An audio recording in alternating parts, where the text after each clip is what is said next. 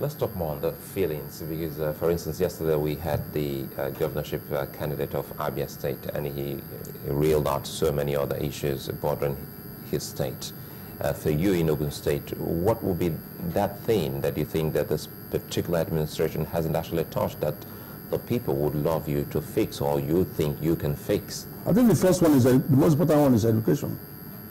I mean, that is the future. That is the best legacy we can leave for the generation coming behind. And if you are saying that the essence of all of this, being participating in politics, is to do better for people coming behind us, then we cannot afford to ignore that sector. And that sector has been completely ignored by this government. And I think that you say completely. Yes. Let's talk more on that. Yeah, because let's take it from the primary schools.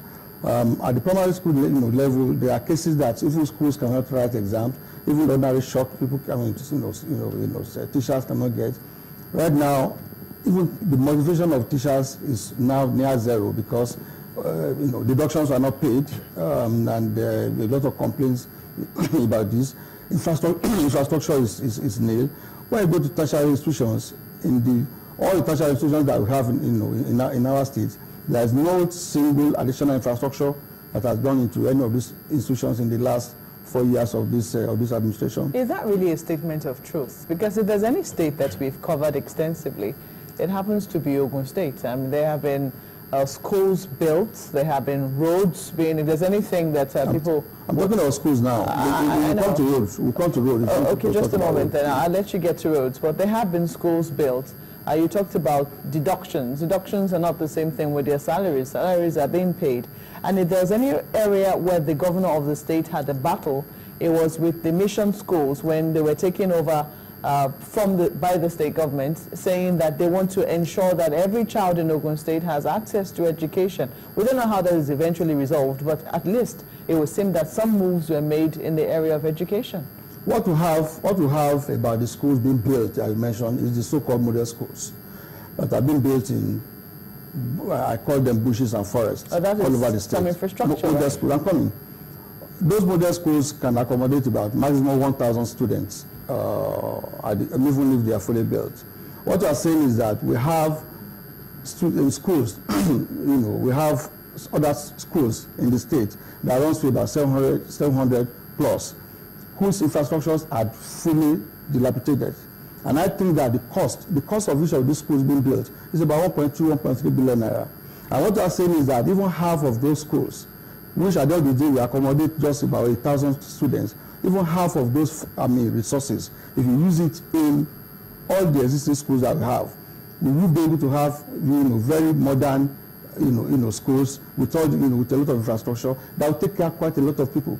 And all of these ones we are talking about that have been where they put this so-called model schools, none of them have been completed. So it is not really an addition to the schools, to the students now, because they are not even enjoying it. It's not about going. What we are talking about is that you cannot put a state on a regime of wastages that we have now. What is the essence in going to all those remote areas and villages to go and put this kind of model schools that cannot even complete? So there are a lot of dilapidated years. Are you saying then that if you're elected governor, you're going to abandon that because you don't believe in it, or you do not see the essence of it? A government will take over assets and liabilities. The fact that I'm not convinced that that is the right way to go now does not mean that it will be abandoned. A government takes over assets and liability, whatever it is.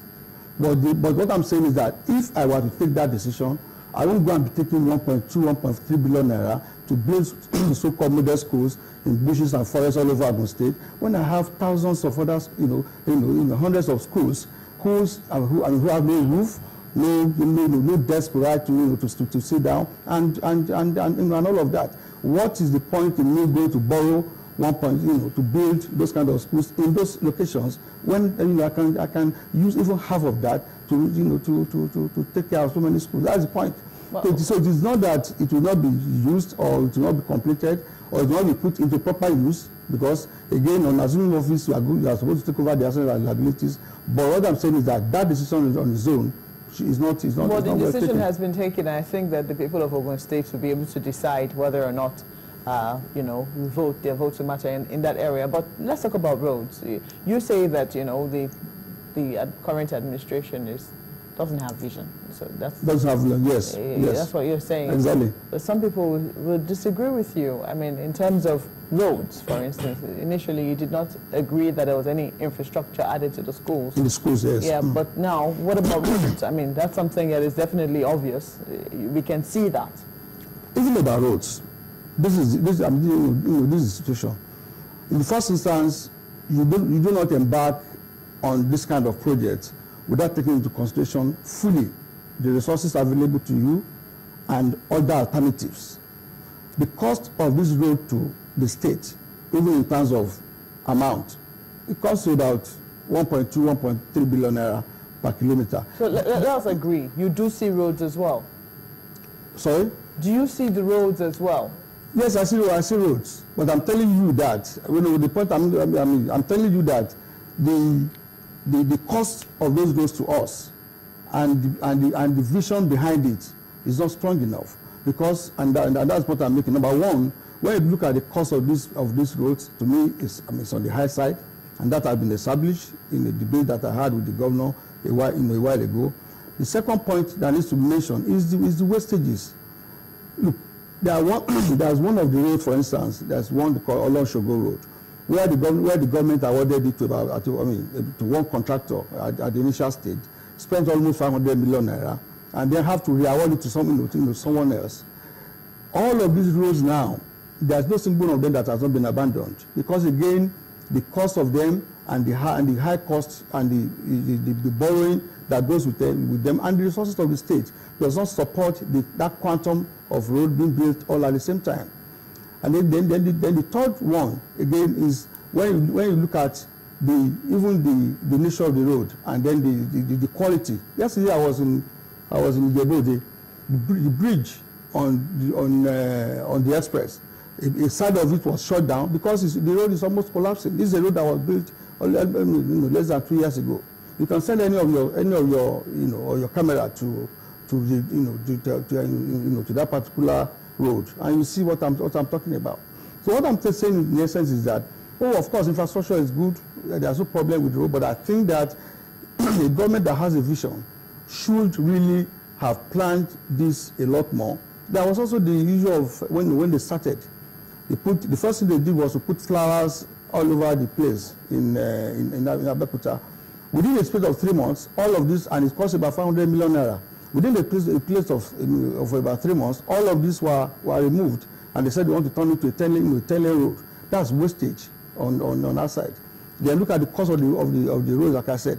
They look at the alternative of the resources used for those roads. The alternative, for instance, in the area of education that is not done, in the area of health, in the area of employment, and some of those kind of things.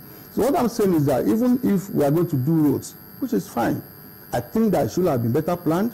I think that the cost should not have been that much, and I think that the alternative cost to us of embarking on this is too much, and I think that we cannot embark on all of these things without taking into consideration the things that are very important to the people.